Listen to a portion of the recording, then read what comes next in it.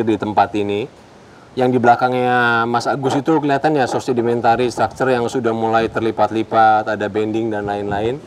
Nah ini membayangkan, jadi pada waktu proses dari magmatisme ini terbentuk, tidak hanya lava yang tadi kita jumpai, atau lahar yang di lokasi kedua, atau kemudian kita punya piroklastik yang tadi secara sederhana saja, tapi endapan-endapan sedimen yang kemudian masih belum terkonsolidasi, ini longsor bersama-sama dengan material vulkaniknya. Bahkan kita bisa mendapatkan indikasi pada waktu ini kemudian dilongsorkan, beberapa fragmen temperaturnya masih cukup tinggi. Kalau Mas dan Mbak melihat itu di antara butir-butir hitam itu dengan kontak batuan sampingnya, itu ada rimnya yang berwarna putih ya. Kelihatan? Rimnya yang berwarna putih itu mengindikasikan, itu dikatakan sebagai reaction rim. Artinya antara fragmen basalt yang kita lihat di sana dengan temperatur di bagian sampingnya itu tidak setimbang. Kemudian dia bereaksi sampai seberapa lama, itu sebagai menunjukkan ketebalan itu. Kalau dia kurang lebih 5 cm, berarti selama itulah kemudian ketidaksetimbangannya. Jadi ketidaksetimbangan itu tidak harus melarutkan, tetapi bisa cukup menggosongkan saja.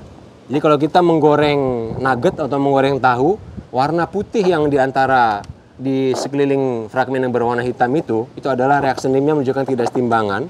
Pada waktu dia kemudian dilongsorkan bersama-sama, menyebabkan sedimen di bawahnya terlipat-lipat, tertekuk-tekuk, kemudian ada reaction rimnya di sana. Ini pun menarik kalau kita lihat outcrop ini. Jadi ke arah kiri Mas dan Mbak, ke arah kanan itu ada area yang kemudian banyak fragmennya tiba-tiba menghilang terpancung di sini. Jadi longsoran dari butiran ini hanya pada jalur ini nih. Ya, jadi longsornya itu hanya pada jalur ini. Tapi kemudian dibayangkan juga tidak hanya longsor, tetapi sedimennya belum terkonsolidasi, ininya pun belum benar-benar dingin. Beberapa kita lihat tidak ada jejaknya dengan jelas antara fragmen dengan batuan sampingnya. Tapi kita lihat yang sana itu ada putihnya, itu dikatakan sebagai reaction rim. Mungkin lavanya baru keluar. Nah itu yang menjadi kecenderungan. Kalau Mas dan Mbak tadi lihat yang peta pada waktu kita diskusikan awal, semua kaldera yang berada di Jawa Timur ini, ya Ijen, yang tua di sini, yang punya BSI, itu hilangnya tuh ke arah selatan. Hal yang sama kalau kita kemudian ke Selat Sunda. Hilangnya Krakatau itu ke barat daya, hilangnya Panaitan ke barat daya, Sebesi Sebuku ke barat daya. Jadi kalau kita kemudian punya flank yang demikian, kita tumpangin terus-terusan ke arah tertentu, maka flank ini, bagian flank ini menjadi lebih tidak stabil daripada flank yang lainnya. Kenapa bisa arahnya tertentu? Itu karena disinyalir barang ini tidak lahir di bidang horizontal, tetapi dia sudah lahir pada bidang yang utaranya lebih miring daripada bagian selatannya. Maka akan ada tren bukaan ke arah sana. Jadi kalau kita mau cari produk ini, maka kita jelas arah kita rombakan ini pasti masuk semuanya ke dalam sana, gitu ya. Jadi kalau kita mau mendapatkan tadi kira-kira bagian, saya diskusi sama Mas Agus, kira-kira di bagian mana bagian tengahnya yang terpancung, maka menjadi penting kemudian mencari tengah-tengah tadi untuk mencari ini di sini harapannya bagian tengahnya mineralisasinya mudah-mudahan expose di sini. Gejalanya sudah muncul. Tadi argillic alteration yang warna-warna putih itu sudah muncul di sana. Maka kalau kita hit sedikit lagi, mungkin kita akan dapat yang propilitik, subpropilitik itu dapat di situ posisinya. Begitu Mas dan Mbak kira-kira.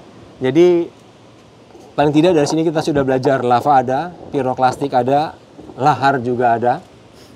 Nanti apa yang belum? Mana ya? Tadi kita menginikan contoh di lava bagaimana menentukan atas dan bawah. Kemudian dari lahar kita bagaimana bisa mengetahui arahnya dari arah imbrikasinya. Yang perlu kita cek adalah kemudian ukuran butirnya ke arah mana dia akan semakin kasar.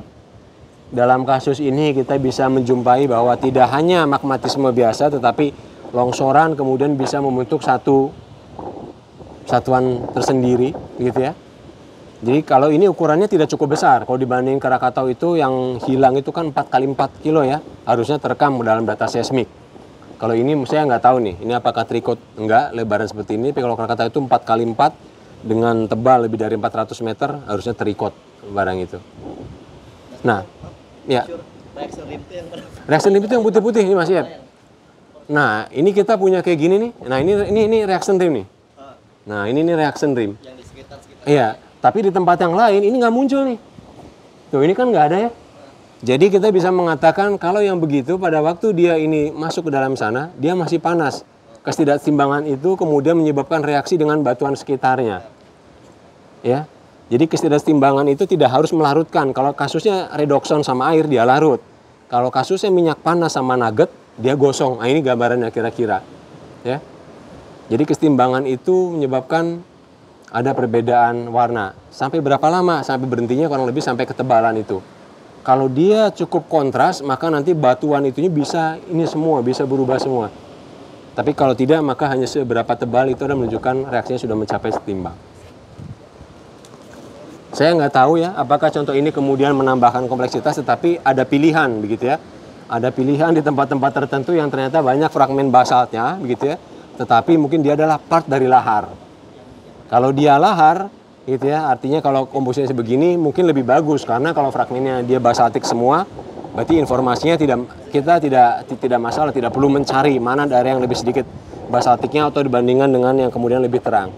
Tapi kalau kasusnya kayak piroklastik yang sebelumnya tadi, maka kita harus mengincar yang bagian bawah yang banyak fragmen litiknya, karena di bagian atas dia berarti banyak pamisnya.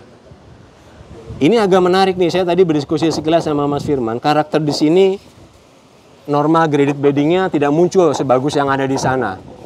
Jadi bisa jadi barangnya berdekatan, tapi posisi ini secara environment bisa jadi berbeda.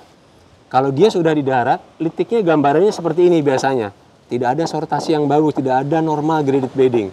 Bahkan kadang-kadang dia sangat polysorted sekali, ngacak antara yang besar tiba-tiba di tengah, nanti ada besar lagi, di atas juga ada yang besar, gitu ya. Itu biasanya sudah subaerial.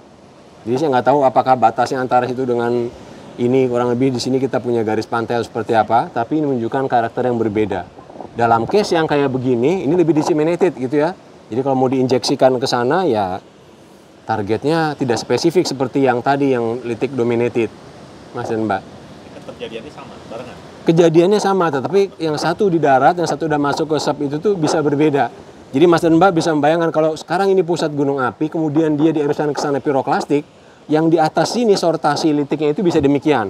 Tapi yang masuk ke air sana, litiknya itu ada di bawah, karena fluidnya sudah bekerja, maka yang berat jadi turun duluan, pamisnya ada di atas. Bisa ketangkap Mas dan Mbak ya? Jadi belum tentu ini adalah piroklastik yang berbeda. Bisa piroklastik yang sama, tapi yang satu kecelup air, yang satu tidak. Jadi kayak lava tadi, lava yang sana lebih dalam jadi lava bantal, lava yang tidak ada yang lebih dangkal, ya dia lavanya tidak terbentuk lava bantal, hanya autobreksia seperti yang di belakang Mas dan Mbak ini. Kalau di proses ini kita nggak jumpain tuf yang tebal. Kalau di Jogja kan kita punya Prambanan, itu tuf, dapat piroklastiknya berupa tuf. Nah, kalau di sini, Salah satu yang tebal yang tadi Mas, yang piroklastik, yang PDC tadi, yang ada litiknya. Oh, tuf jatuhannya enggak, masih di atasnya. oh berarti akan selalu ditutup dengan Biasanya begitu. Jadi kalau kita punya fragmen, punya piroklastik aliran, itu biasanya mereka akan ada surge-nya, akan ada jatuhannya, akan ada alirannya. Kalau dia fragmen alirannya itu banyak litiknya, maka biasanya piroklastik aliran itu turun duluan, baru kemudian abunya, gitu ya. Atau kebalik, maaf, saya kebalik. Kalau kemudian abunya itu banyak litiknya, maka pada waktu dia naik ke atas sebelum kolomnya itu kolap, ada buku gambar nggak? Saya gambarkan aja supaya tidak bingung.